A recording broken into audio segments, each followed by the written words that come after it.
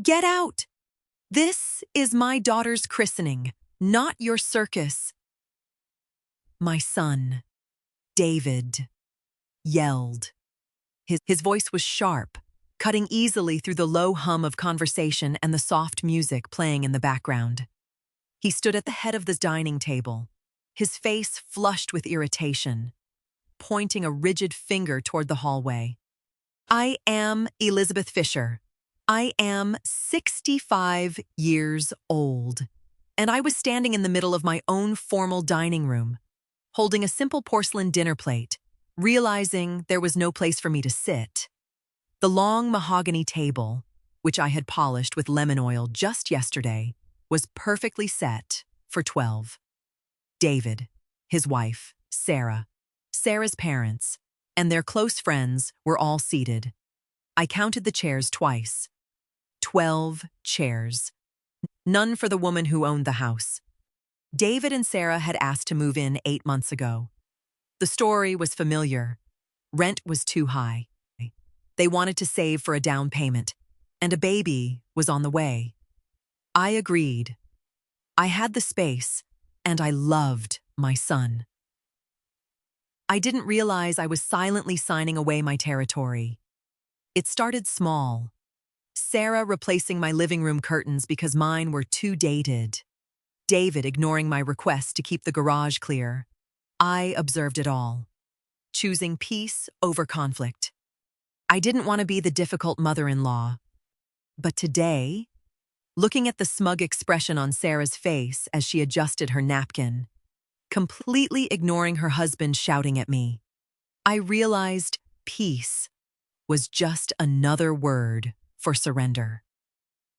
I didn't drop my plate. I didn't raise my voice or demand respect from a boy who had clearly forgotten how to give it. I simply set the porcelain dish gently onto the nearby buffet counter. The entire room was watching me, waiting for a mother's tears or a dramatic argument. Instead, I gave David a calm, tight smile. I turned on my heel and walked out of the dining room. I didn't retreat to my bedroom to cry. I walked straight toward the front hallway. David probably thought he had won, that I was retreating into the shadows so he could play the wealthy host. He was about to find out how wrong he was. The hallway was quiet, a sharp contrast to the lively chatter resuming in the dining room behind me. I heard the clinking of expensive glassware I had purchased. I walked straight to the heavy oak coat closet near the front entrance. David thought I was going to grab a jacket and leave quietly. And I was going to grab my jacket. But that wasn't all this closet held.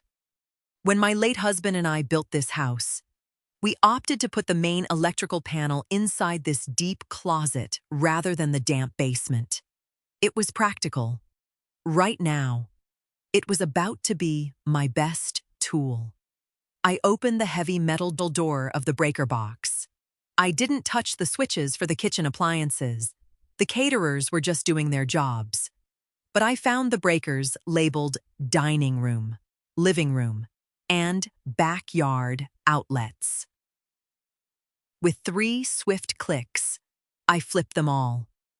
The silence was immediate. The soft jazz music from the rented speakers died. The ambient lighting in the dining room vanished, leaving them in the dim, gray shadows of a cloudy autumn afternoon. A collective gasp echoed from the back of the house. I didn't wait to hear David's reaction. I calmly slipped on my tan trench coat, picked up my purse, and grabbed the only set of house keys from the console table. I walked out the front door, pulling it shut behind me. The heavy deadbolt clicked into place. I walked to my car, the gravel crunching under my boots, feeling lighter than I had in 8 months. My phone buzzed in my purse before I even started the engine. It was David.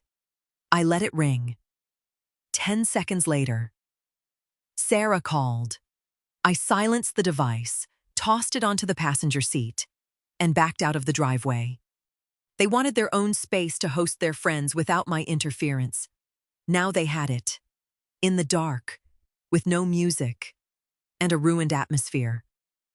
I merged onto the highway, heading toward a quiet bed and breakfast 2 towns over. It was time for a vacation, and more importantly, it was time for a financial audit. The bed and breakfast was a charming Victorian home with terrible cell service and excellent coffee. For the first 24 hours, I did nothing but read a novel on the porch and ignore my phone. By Sunday morning, I had 32 missed calls and a string of angry text messages from David, demanding to know how to turn the power back on and why the front door was locked from the outside. I deleted them without replying. Instead, I opened my laptop and logged into my bank accounts. When you share a home with your children, the financial boundaries often blur. I had allowed them to blur far too much. I checked my credit card statements. Sarah had linked my card to her premium grocery delivery app. David's car insurance was still drafted from my checking account, a habit left over from his college days. I was paying for the upgraded high-speed internet they needed for streaming, the premium cable package I never watched, and the lawn service David promised he would handle himself. They were treating my savings like a communal well, and they hadn't even given me a seat at the table. I spent the next 2 hours clicking cancel. I unlinked my credit card from the grocery app. I canceled the premium cable and downgraded the internet to the basic tier just enough for my emails. I called my insurance agent and calmly removed David's vehicle from my policy, effective immediately. Every recurring payment that did not directly benefit my own survival or the basic maintenance of the property was terminated. I didn't feel vindictive. I felt practical. If I was just a bothersome tenant in their eyes, then I would stop funding their luxury lifestyle. I closed my laptop, finished my tea, and packed my overnight bag. I was going home, and the rules of the house were going to change drastically. I wasn't going to argue with them. I was simply going to stop participating in their delusion. I pulled into my driveway on Monday morning.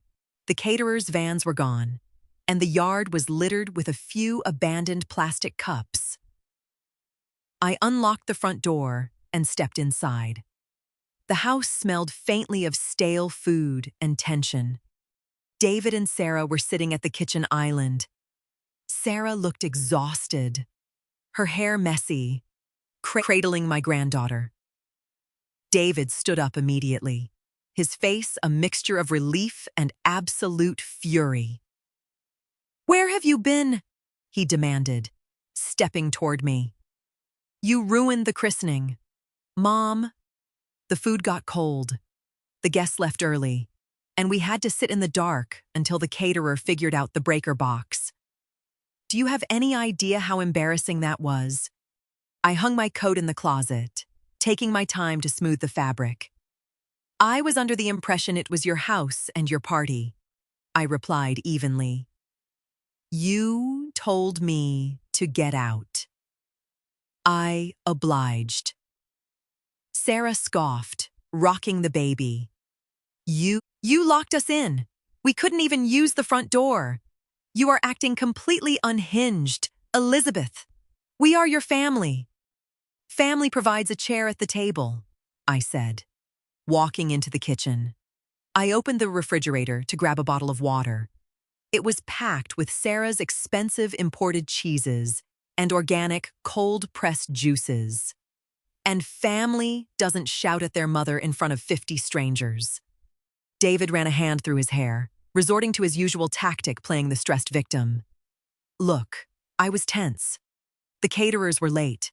The baby was crying. You didn't have to overreact and sabotage the whole day. He expected me to soften. He expected the usual routine where I absorbed his bad behavior to keep the peace. I took a sip of my water, looked him dead in the eye, and smiled. "I didn't overreact, David. I simply stepped out of your way. And I will continue to do so." I walked past them toward the stairs. Their free ride was over, and they didn't even know it yet. By Wednesday, the reality of my financial cleanse began to hit the household. I was in the living room reading the morning paper when the delivery driver dropped off Sarah's weekly grocery order. A few minutes later, Sarah marched into the room, holding her smartphone like a weapon. "Elizabeth, my grocery order didn't go through. The app says the payment method is invalid," she said, her tone demanding rather than asking. I didn't look up from my newspaper. "I imagine it does. I removed my credit card from your account on Sunday." Sarah froze. "What? Why? How are we supposed to get groceries?" "With your own money, Sarah," I replied calmly, turning the page. "You and David both have jobs. I am responsible for my own meals, not yours." She stormed off to call David later that afternoon while they were out. I took a trip to the local hardware store. I bought a heavy-duty combination lock and installed it on the door of the deep walk-in pantry. Inside, I placed my coffee, my teas, my canned goods, and the snacks I actually enjoyed. I left their remaining items on the open kitchen shelves. When David came home, he went straight for the pantry to grab a snack, only to hit the solid metal lock. He stared at it for a full minute before turning to me. I was sitting at the island, slicing an apple. "Is this a joke?" he asked, his voice tight. "No," I said, taking a bite of my apple. "I realized we have very different tastes in food, and I prefer to keep my groceries separate. Since I am no longer funding the household meals, it's best we keep our inventories organized." I didn't raise my voice.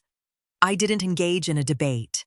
I simply established a physical boundary in my own kitchen. The look of sheer disbelief on my son's face was a quiet victory. The tension in the house grew thick, but I found myself sleeping incredibly well. I no longer tiptoed around my own home. I watched my television shows at a normal volume, and I stopped doing their laundry that they conveniently left piled near the washer. On Friday evening, Sarah threw herself onto the living room sofa in a dramatic huff. She was staring at her tablet, frantically tapping the screen. "David, the Wi-Fi is broken again. I can't load my streaming service. And I have to upload a video for my blog." David sighed, pulling out his own phone. "It's not working for me either. It's too slow." He looked over at me. "Mom, did you reset the router?" "No," I answered, sipping my chamomile tea. "I downgraded the plan." Sarah's head snapped up. "You what? Why would you do that?" "I don't stream movies or upload videos," I explained smoothly. "The basic package is more than enough for me to check my emails and read the news. It saves me $80 a month." "But we need high speed," Sarah practically yelled, her controlling facade cracking under the inconvenience. "Then I suggest you contact the provider and set up a new account in your name," I offered politely. "I'm sure they would be happy to install a separate line for you." David rubbed his temples. "Mom, come on. We're trying to save for a house. You're nickel and diming us. I am managing my retirement funds." "David," I corrected him, "you are 32 years old. Paying for your own internet and groceries is not being nickel and dimed. It's called living." I stood up, rinsed my mug in the sink, and walked upstairs. I didn't need to argue. The lack of bandwidth was doing all the talking for me. The real test of boundaries always comes down to time and labor. For months, Sarah had treated me as a live-in, on-demand nanny. She would often leave Lily with me without asking, simply announcing she had an appointment as she walked out the door.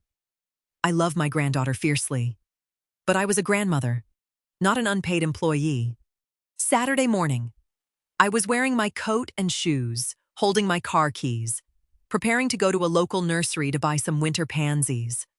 Sarah came down the stairs, fully dressed in her athletic wear, carrying Lily in her car seat. She set the seat on the floor near the kitchen island.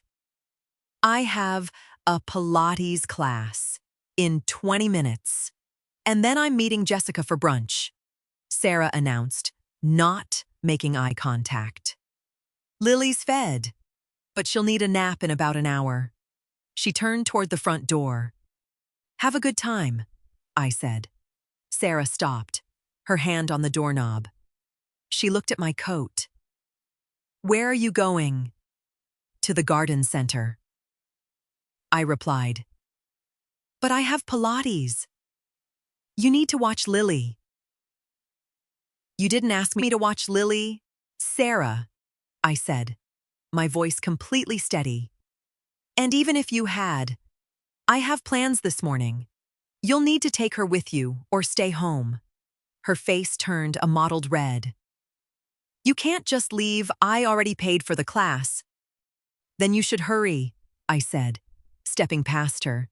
I opened the front door, walked to my car, and got in. Sarah followed me out onto the porch, carrying the baby seat, looking utterly bewildered as I started the engine.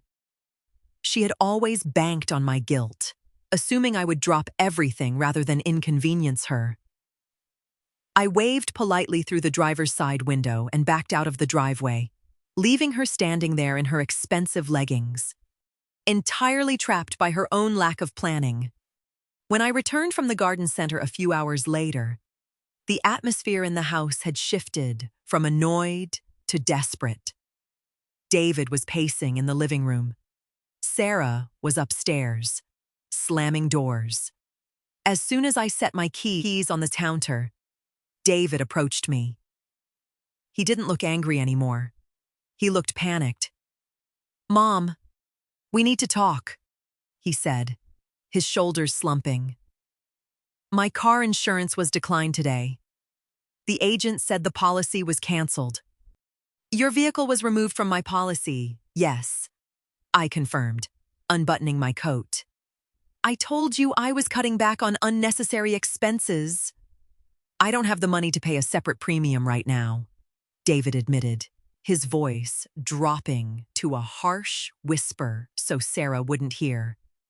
"And Sarah is furious about the groceries and the internet. You have to stop this. Just put the cards back on the accounts. I'll pay you back when we get our own place." I looked at my son. I saw the boy I had raised, but I also saw the man who had allowed his wife to treat me like a servant, the man who had yelled at me to get out of my own dining room. "No, David," I said softly. He blinked, stunned. "No, Mom. I can't legally drive my car without insurance. How am I supposed to get to work?" "You will have to figure that out," I replied, grabbing my watering can from the sink. "You are an adult. You make a good salary. If you don't have the money, it's because you are mismanaging it. I am no longer your safety net." I walked past him to water my newly purchased pansies.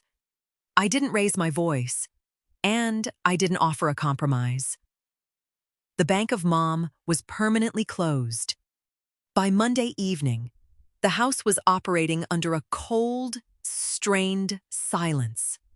They were buying their own takeout, eating in their bedroom, and using their cell phone data for the internet. But I wasn't finished. There was one final boundary to establish regarding the physical space of my home. I printed 2 copies of a standard month-to-month lease agreement I found online. I filled in the blanks with the fair market rent for a 2-bedroom suite in our area, plus a flat fee for their portion of the water and electricity. I took the papers and knocked on their bedroom door. David answered, looking exhausted. I handed him the folder. "What is this?" he asked, frowning. "It's a lease agreement," I stated clearly. "You moved in to save money for a few months. It has been 8 months. Since we are no longer operating as a shared household, You will need to pay rent. The amount is listed on the first page, due on the 1st of next month, which is Friday. Sarah appeared behind him, snatching the folder. Her eyes widened as she read the number. $2,000. Are you out of your mind? We can't afford this. We're saving for a house. Then you will need to find cheaper accommodations, I said, my tone remaining polite and firm. If you do not want to sign the lease and pay the rent by Friday, you have 30 days to vacate the premises. I will begin packing your non-essential items into the garage tomorrow to help you get a head start. You're kicking us out, David asked, his voice cracking. I am charging you rent, I corrected. You have a choice. Pay for the space you occupy or leave. Good night. I turned and walked back to my bedroom, locking my door behind me. There were no arguments left to have. Friday arrived with a heavy downpour. I sat in my living room, drinking coffee and reading a book.